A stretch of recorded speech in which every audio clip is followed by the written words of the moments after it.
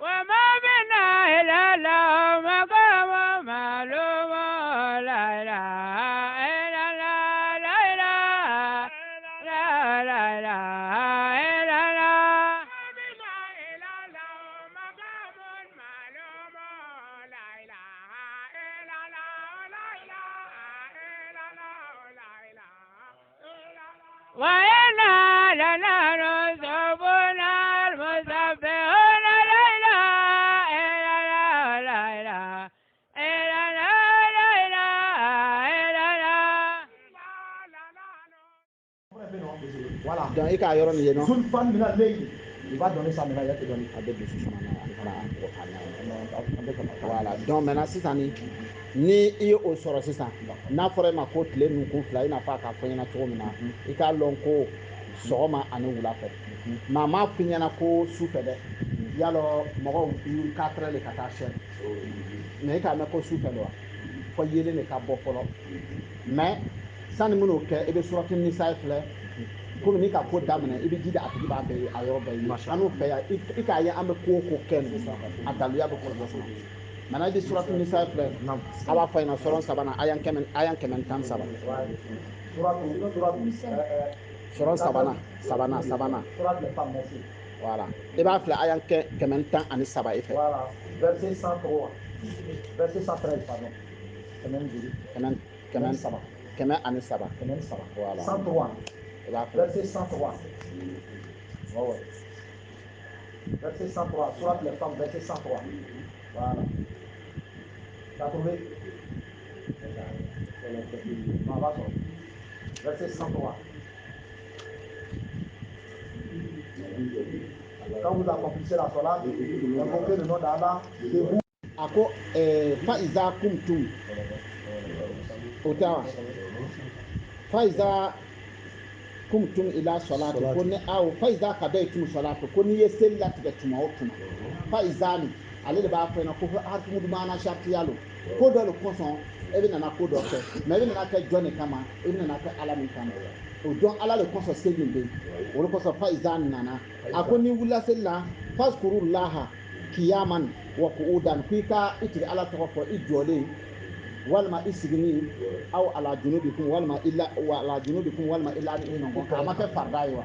i tɛ se ka seli cogo si n'i ma lɔ ka la ilaha illallah fɔ n'i ma la ilaha illallah fɔ seli tɛ ye i ka faamuya kɛ a kɛra farida ye n'i tɛ se ka lɔ i sen fila kan i bɛ sigi n'i tɛ se ka sigi fana ko i bɛ la i ɲɔgɔn kan ka la ilaha illallah fɔ fɔlɔ ka sɔrɔ ka seli i ka faamuya kɛ donc maintenant sisan a nana fɔ ko fa iza atma anantum ko tuma na mina n'i ka mafandiya sɔrɔ tuma na mina fa aqimu salata ko i ka seli jɔ inna salata ko i k'a lɔ seli min filɛ nin ye kanat alal mu'minina kitaban mawqutan donc seli min filɛ nin ye a nana fɔ ɲɛna nin a m'a fɔ ɲɛna ko seli min filɛ nin ye fɛ tuma na mina n'i ye mafandiya sɔrɔ mafandiya nin i bɛna sɔrɔ cogo di suratu ali imran na a bɛ o ni aya kelen na a bɛ même chose tɛmɛ a bɛna ale bɛna définir tuguni fa iza kuntum ila salati fazkuru llaha qiyaman wa qu'udan wa yatafakharuna fi khalqi samawati wal ardi rabbana ma khalaqta hadha fa'tina azaban nar ko tigi ala ni tumana mina ni wulila ka jɔ i bɛna tigi ala wele yani i bɛna seli tumana mina a ko i ma o ko tumana mina n'i nana to ka miiri sanfara dancogo ani dugumakolo dancogo la o le ye a tuma nan tun i ye danaya sɔrɔ ala la parce que n'i bɔra ka na lɔ seli la c'est comme ça e bɛ commencer sisan ne ko alahu akbar k'a sɔrɔ e ni muso kɛlɛma na walima den dɔ k'i kɔnɔ ban walima e le bɔra dugu kɔnɔ ni ko dɔ le ye kunna ka na walima mɔgɔ dɔ bɔra e le fɛ sisan ni ko dɔ ye walima i yɛrɛ hakili talonna ko la i nana se ko alahu akbar ka kuma sɔrɔ o ko in tɛ bɔ i hakili la mɛ n'i commencera ka ala tɔgɔ fɔ k'a tɔgɔ fɔ k'a tɔgɔ fɔ danaya bɛ na e bɛna to ka miiri sanfara min masa min ye sanfara dan ka dugumakolo dan a ko tuma min na n'i ye danaya sɔrɔ o waati la sisan i bɛ mun de kɛ sisan a ko fa aqimu salata i bɛ sɔrɔ ka seli min jɔ n'i ye seli min jɔ sisan i bɛ aya nin filɛ ka ɲɛ dɛ a ko inna salata a ko i k'a dɔn seli min filɛ nin ye i fɛ nin n'i le b'a kɛra ten a ko kanat alal mu'minina kitaban mawqutan ko a sɛbɛnlen don a n'a waati heure tɛ dɛ yala mɔgɔ bɛ seli la heure la minnu bɛ heure batora nin an t'a dɔn olu bɛ t'o ta ɲɛfɔ cogo min na sinon wagati de fɔra ko seli tun kɛlen bɛ mu'miniw fɛ a n'a waati yani ala kara bɛ na donc a taara le ka di ala kara ma donc maintenant sisan k'a taara ka di Alakira ma mɔgɔ dɔw fana k'o tana de b'o ye ko seli de dira Alakira ma k'a taara sanfara la ka taa minɛ Alakira ma taa sanfara la olu bolo o fana kuma b'a damana sira mais comme an tɛmɛtɔla don olu kosɔn an b'a fɔ donc o la sisan o seli in sisan i k'a dɔn waati de baara n'i ma seli nin kɛ a wagati la n'i y'a kɛ ni heure ye i t'a sɔrɔ bon a fɔra ko fajiri o ko tarafa in nahar a ko yelen de dɛ a m'a fɔ shamsu yelen wula fɛ yelen baara ni tile benna yelen morceau dɔ bɛ yen ni tile bɛ bɔra yanni kɛnɛ bɛ ci yelen bɛ yen maintenant sisan i bɛ seli nunkun fila na i bɛ seli o yelen de la i tɛ seli su fɛ donc sisan a bɛna fɔ wa zulufa mina lɛyili wa zulufa mina lɛyili min filɛ nin ye zulufa mina lɛyili ale bɛna ka na d'i ma safora n'i tilara fajiri la dɔrɔn ni dibi donna fitinin dɔrɔn safo donna ni ka fitiri ni ka fitiri seli dɔrɔn fitinin dibi donna dɔrɔn safo de donna e fɛ ni dibifin kɛra kiriri a kɛra nafila ye i ka faamuya kɛ o tɛ seli waati kelen ye wa bon an ka joli sɔrɔ seli waati joli an ma saba sɔrɔ wa bon sisan an bɛ taa suratu Isra suratu Isra parce que min aya i bɛ aya lɔn aya nin tɔ an b'a laban i bɔra ka ban i bɔra ka ban ni tile jɛngɛra bon maintenant sisan nin tile bɛ taa kɛ min de n'a bɛna jɛngɛ n'a bɛ cɛ ma la a bɛ sɔrɔ ka jɛngɛ kɛ voilà mɔgɔ bɛ lɔ ka tile de ka sɔrɔ ka jɛngɛ voilà donc maintenant olu kosɔn sisan nin ale nin sisan nin an ni ele cɛ sisan an fana bɛ fɛ ka ɲininkali kɛ ele fɛ sisan an b'ale seli waati nin di waati jumɛn ma bon sisan nin yala ale ye seli waati joli ye naani tɛ wa mais sisan an b'ale wele an bɛ ale wele an bɛ kuma le an b'a kan fɔ parce que an bɛ ɲɔgɔn hakili jagabɔ sisan nin ale seli nin sisan an b'ale wele cogo di an ta seli cogo nura an b'ale wele seli fana dɛ voilà mais an ka seli waati naani de sɔrɔ dɛ o ye seli fana de ye kɛ baasi tɛ an bɛ bɛn ara seli fana an sɔnna i k'a ma voilà sisan an bɛna naani yaala ka na sisan nin n'a fɔra e ma ko i ka seli jɔ a ko i ka seli jɔ tumana min na ni tile jɛngɛra a m'o le fɔ ɲɛna wa bon sisan n'a y'o fɔ ɲɛna ko i ka seli jɔ ni tile jɛngɛra bon i nana seli jɔ tile jɛngɛ waati la a ko i la gasa tile i k'a yɔrɔ ye ale seli nin bɛ daminɛ dan taara fo ka taa se ni tilekun bɛ tunu waati min na i k'a yɔrɔ nin ye ka ɲɛ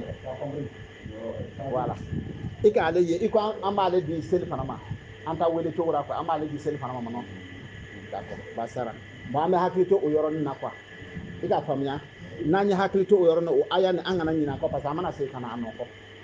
parce que n'an m'a kɛ ten an tɛna ɲɔgɔn ta ɲɛ ye donc maintenant sisan an ka seli waati joli sɔrɔ naani tɛ an bɛ lori naani yaala lori naani suratu bakara filɛ komi an ka zukuru tɔ bɛ yen i ka faamuya kɛ a ko hafizu ala sɔla waati ko a ye tangani kɛ seli wagatiw la a m'a fɔ seli la dɛ a ko seli ka wagati seli bɛ kɛ ni wagati m'a fɔ i ɲɛna yan fɛ n ko seli wagati de ye heure tɛ wa voilà a ko hafizu ala sɔla waati ko a ye tangani kɛ seli wagatiw la wa sɔla waati wusuta ko surtout seli min ye awa cɛmancɛ ka seli ye waati cɛmancɛ ka seli wa kumu k'a ye wuli ka jɔ k'a ni tina ka kɛ batubaga ye lillahi tigi alaw taala ye a m'a fɔ ten ne wa bon sisan nin komi an ka yan fɛ taa nin kɛ 4 ye et fɛn 2 heures ye bon maintenant yan ta an b'ale di juma ma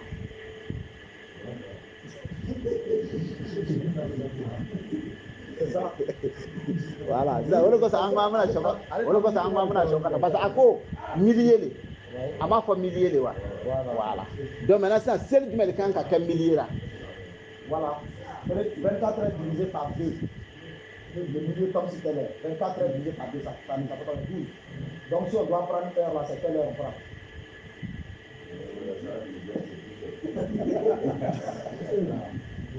24 heures divisé par 2 12 maintenant si on doit prendre les heures là c'est quelle heure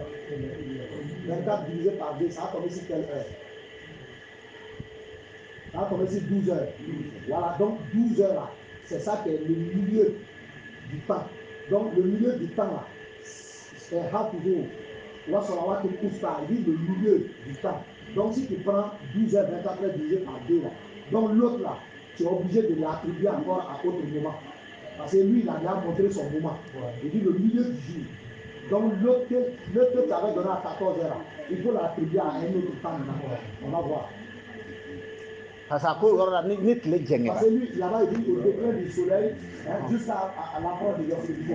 Voilà, donc du coup, il faut lui donner à un temps maintenant. Hein? Lui, il va prendre quel moment maintenant? Lui, il va prendre la Hazara maintenant. Allez, le 16h tard. Maintenant, le milieu du jour, maintenant, la nuit va tomber toujours dans son milieu du jour, 24h divisé par 2 dans son 8h. Donc lui, il vient à quelle heure maintenant? A bɛ fɛ k'a fɔ ɲɛna yɔrɔ in na sisan a bɛ fɛ ka min fɔ ɲɛna yɔrɔ in na sisan voilà maintenant sisan ale y'a dɔn ale ye 12h o b'ale de wele ko seli fana i ka faamuya kɛ bon tant que ni i m'a ye a nana fɔ ɲɛna a nana fɔ k'i k'a kɔlɔsi de dɛ i kana to a ka tɛmɛ k'i b'a kɔlɔsi yɛrɛ yɛrɛ yɛrɛ kana to mili ye ni a ka tɛmɛ la i bɛ wuli ka jɔ ka kɛ batobaga ye bon n'an banna la sisan o n'a nana lasara ta k'ale kɛ midi ye maintenant sisan ka lasara an ye a fila bɛɛ don lasara kɔnɔ an ye midi don lasara la ka tila ka lasara don lasara la da kɛra komi an bɛ seli ɛri fila de seli ɛri kelen kɔnɔ an bɛ seli waati kelen dɔ de seli waati fila an b'o seli waati kelen de kɔnɔ i k'a ye dɛ n'a fɔra ko ni tile bɛ mili la f'i ka wuli k'a lɔ k'i sigi ala bato o tɛ wa maintenant sisan ko n'a jɛngɛra sisan k'a daminɛ midi une minute midi une seconde midi une minute ka compter yala tile jɛngɛra sani ni midi tɛmɛna une seconde ni ka mɔgɔ sɔdɔw mɔgɔ minnu bɛ ko lɔ ni k'a ɲininka ko midi tɛmɛna une minute a b'a fɔ a ɲɛna ko bonsoir a t'a fɔ bonjour tuguni o tɛ wa maintenant sisan ni a tigi k'a fɔ ɲɛna ko a ni wula o tile ma jɛngɛ de wa an donna wulafɛla la donc maintenant sisan n'a ko i ma ko ni tile dɔliku nin hali n'a tɛmɛna une seconde o de ye dɔliku ye ɲakam ko kelen tɛ donc ko lasara daminɛna o waati la o waati na ni ala b'a dɔn balo ɲini waati don e bɛna bori ka balo ɲini o de kosɔn n'i bɛ fɛ k'a ko sɔrɔ ka ɲɛ ni équipé don i n'a fɔ aw min ye baarakɛlaw ye ten i ka temps sɔrɔ o ko midi dɔrɔn i ka seli ka midi 5 minutes k'i ka layila kɛ ka seli n'i ye midi seli ka ban dɔrɔn n'i kalamu tigɛ dɔrɔn i bɛ wuli k'a lɔ tuguni ka kalimatu la ilaha illallah basi tuguni k'i ka latara sɔrɔ i tɛ o de kosɔn a ko i ma yan fɛ a ko i ma yan n'o ko ni tile jɛngɛra dɔɔnin dɔrɔn ko a sera i ka faamuya kɛ parce que n'an ma lɔ yɔrɔ an ka ɲɔgɔn ɲininka la an tɛ ele fana t'a ye e fana t'an t'a ye o de kosɔn an bɛ yafa taa nin to yen et puis an bɛ na yan sisan komi ele t'ale place o yɔrɔ la an bɛna nin don yɔrɔ min na an tɛna ɲagami ɲɔgɔn fɛ parce que seli bɛɛ n'a waati don an ka seli waati kelen ta ka seli waati fila don a kɔnɔ maintenant sisan n'an y'o fila don a kɔnɔ sisan n'a nana sisan ka na kelen waati ye sisan an bɛ taa cogo jumɛn donc an bɛ ɲaɲini an bɛ kelen nin bila yɔrɔ min na ka nin fana bila a fila sira. kuma bɔra dɛ a ye mɛn tɛ. maintenant sisan ni i y'o yɔrɔ ninnu faamuya sisan i k'a lɔn ko seli ye wagati de ye seli tɛ heure ye ni mɔgɔ min bɛ heure batora i bɛ heure bato la i ma deli k'a don seli la fɔlɔ o de kosɔn yan fɛ fana nin b'a fɔ ɲɛna k'a gɛlɛya mɔgɔ bɛ seli 4 heures ko nka fajiri seli i ma fajiri sɔrɔ i ka nafila de kɛ parce que a ko i ma ko tile nunkun tila ka bɔ yelen na yelen de la dɛ a ma fɔ i na ko su fɛ a nana ko a bɛna deuxième nin fɔ a ko ka don su kɔnɔ donc o kɛra safo ye n'i ye fitiri seli ka ban safo bɛ na fajiri sisan ele yɛrɛ k'a ye kɛnɛ bɛ cira waati min na yelen bɛ cira ka bɔ yen a heure bɛ yɛlɛma o c'est parce que heure bɛ yɛlɛma donc maintenant sisan ele de bɛ jateminɛ kɛ tuma o tuma ni wuli a bɛ hakili to ni yelen tigɛra fɔlɔ yɛrɛ an n'u facɛw tun bɛ karamɔgɔw ye o de b'a fɔ a ɲɛna o ko n'i nana fajiri seli n'i tɛ cɛ ni muso la ka bɔ ɲɔgɔn na k'i kana fajiri seli k'i k'a sɔrɔ i bɛ cɛ ni muso la ka bɔ ɲɔgɔn na i bɛ sɔrɔ ka fajiri seli o de b'o fɔ an ɲɛna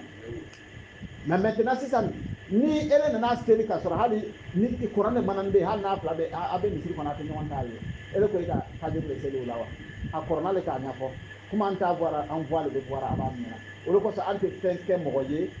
n'an m'a yira a la an bɛ fɛn o fɛn na n'i nana n'i y'a ɲininka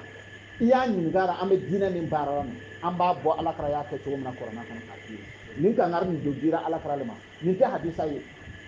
olu ko sa ma wala ka bo Qur'an kono ka dima na tigi be limane na ye alimane a yɛrɛ sabu i ka baraji di yɛrɛ bolo ni ma limane na ye fana haya i banna i yɛrɛ la sabu i bannara i ta ban bɛ yɛrɛ bolo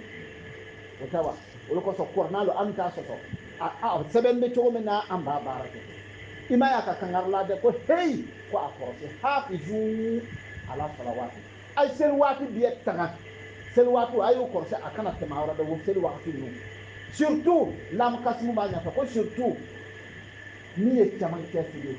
don caman kɛ seli k'i k'i yɛrɛ kɔrɔsi a kana tɛmɛ ko i ka wuli ka lɔ i ka kɛ batobaga ye waatira o de kosɔn a taara fɔ i y'a ɲɛfɔ o ko o la ni tile jɛngɛra k'i bɛ se ka kuma se lasara seli la waatira i la gasa k'i lɛyi fo ka taa se ni tile ni hali ni tile i bɛ nana i waati korora i ma i ka midi seli vitesse la i ma se ka lasara seli i tora boroboro la fo tile kun nana to ka don tile wulen bɛɛ a ma jigin ka ban ni teliyara k'a seli i ka lasara minɛ han 4 heures sera i ma seli ni 4 heures tɛmɛna nkalon minɛ a ko ni tile kun de bɛ tunu tant que ni tile kun ma tunu n'a wulenin bɛ yen i ɲɛ b'a la tɛ taa i ta sa lasara seli a minɛ wa n'i sera ka seli ka kɔn o fana ɲɛ baasi foyi t'a la i ka faamuya kɛ parce que waati ala b'a dɔn balo ɲini waati mɔgɔ bɛ boli caman kɛ o waati la bɛɛ i ka seli midi dɔrɔn n'i ma saliya dɔrɔn i b'a gun ara n'i y'a gun ara dɔrɔn a tɔ bɛ to i kan ka zikuru min kɛ a safurula ni kalima min i kan k'o kɛ nin a tɔ bɛ to olu i ka taa lafiya waati waati i b'o wuli kɛ dɔrɔn ka tɛmɛ ni yɛrɛ i ka faamuya kɛ voilà seli waati de b'o ye i ka ye an bɛ seli midi yala an ka juma seli ya midi i m'a ye wa a ma bɔ an yɛrɛ la an fana m'a fabriqué a sɛbɛn bɛ Qur'an de kɔnɔ i ka karamɔgɔ filɛ furututu ni ka taa ɲɛfɔ a ɲɛna o bɛ bɔ ni kuma belebelebaba dɔw ye quoi i bɛ sɛbɛn fɛn de filɛ dɛ ni k'o ta kuma belebeleba ninnu ye a bɛ mɔgɔ kabakoya dɛ mais ni ma ala ka Qur'an aya filɛ o bɛna fɛn ko Qur'an tɛ se ka ko bɛɛ walawala ko fɔ hadisa de bɛna taa walawala mais sisan nin hadisa nin bɛ ala ta ye Qur'an de bɛ ala ta ye i bɛ miiri o de la fɔlɔ k'i yɛrɛ bɔ hadisa nin a ko ala ka sunna lo mais n bɛna karamɔgɔcɛ ɲininka est ce que ala bɛ se ka ne ka baraji sɛbɛn wa n ko ala de b'a sɛbɛn ala de ko muhammadu rasulullah ni cidenya bɔra la anu bɛɛ kelen ala ko ale y'a ci de ani a bɛ ala ye kelen tɛ o de kosɔn ni ka taa fɔ mɔgɔ dɔw ma ko muhammadu ani rasulullah ko est ce que k'o bɛ danna ɔ dɛ muhammadu rasulullah kelen don muhammadu kelen don n ko nalama filɛ cɛ tɔgɔ ko muhammadu ayisa ala y'a fɔ ko rasulullah de wa a ko rasulullah de wa a ma fɔ rasulullah ni rasulu dila ale ma ko ni ala yɛrɛ ka ciden de bɛ ye ani ala lo kelen tɛ création foyi t'a fɛ création bɛ ala de bolo donc i kan ka tugu mɔgɔ kɔ mɔgɔ min bɛ e faga ka tila k'e kunu ala kɛra mun kɔfɛ ale sara ni mɔgɔ ka nalimaya fɔ han Jésus ye ala ka den ye oui ala ka den tɛ ala den tɛ ne yɛrɛ bɛ ala den ye o b'a kɛ n ko Jésus de bɛ den tɛ ni mɔgɔ ko Jésus bɛ ala ye ko bɔn baasi tɛ komi Jésus bɛ ala ye Jésus ta safara yɔrɔ yira an na komi ne bɛ ala min dɔn ale t'ale bɛ ye nka Jésus ka safara min dilan n'a kɛra ala ye an bɛ k'a kɔnɔ o yɔrɔ yira an na a bɛ lɔ k'i a ɲɛ wɔɔrɔ donc ala ko de ten ko ne k'a ɲininka an n'u fɛ ni k'a ɲininka ni ne y'a to i taara ne tɛna se ka sunɔgɔ wa ala yɛrɛ tɛna ne to yen olu kosɔn sinon an bɛ 5 minutes de kɛ dɔrɔn n'an ka wuti an bɛ 5 minutes de kɛ ka juma wuti kun cɛ ko minnu bɛ yen sisan an bɛ sɔrɔ ka kɛ k'a i ka faamuya kɛ mais nin fana bɛ farida le ye ɲininkali bɛ farida le ye parce que i bɛ ala ko de ɲɛɲini na k'a faamuya i ka faamuya kɛ donc komi an nana sɔgɔma n balimakɛ k'i présenté ale kɔni nana a ma kɛ komi a tɛ se dɔwara mɔgɔ si tɛ yan hali ne min sigi filɛ ne kuma ne fɛ ne wulila k'a sɔrɔ n fa tɛ ne kunkolo lira lisi a bɛ fɔ cogo di n donna seliji la n y'a misi ma ani n denkuli kɛra cogo min na ni k'a ɲɛfɔ ani ne bɛ mɔgɔw ka denkuli kɛ cogo min na kelen tɛ o mais ala ma ban ma ala ko sɔrɔti nisa kɔnɔ ko i nama tawbatu lillazina ya'maluna su'i bi jahalati summa yatubuna min qarib mɔgɔ minnu bɛ kojugu kɛ o ka kolɔnbaliya tile la mais o tɛ maa lɔ nin ko mais o seginna ka tubi masurunya ɲɛfɛ ko ale ala bɛ tubi minɛ donc tubi bonda dayɛlɛ don an ye sanga ani waati don an ka tubi an balimakɛ tɛ bɛ yen n tɛ b'a lɔ n balima yɛrɛ don n tɛ b'a lɔ très bien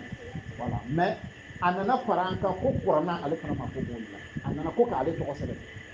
donc an fana ka an tɛ se k'a tɔgɔ sɛbɛn an ko ma n'i donna i donna i yɛrɛ parce que yan tɔgɔ le ko mɔgɔ ma mɔgɔ wele i ko i bɛ ala fɛ ne yɛrɛ ko n bɛ ala fɛ e bɛ fana ko i bɛ ala fɛ an nana ɲɔgɔn sɔrɔ an bɛɛ fa kɛ de ye ala ye donc an n'o dɔgɔmuso ye an n'o ɲɔgɔn fɛ donc yan tɔgɔ le ko mɔgɔ ma mɔgɔ wele i bɛ ala fɛ cogo min na ne fana bɛ ala fɛ o cogo la mun de k'an bɔ ɲɔgɔn na i kɛra n dɔgɔnin walima i kɛra n kɔrɔkɛ ye an bɛɛ de ba kelen fa kelen kelen bɛɛ ka faamuya kɛ donc taga cogo filɛ nin ye Bame, a bɛ di a donna kɛ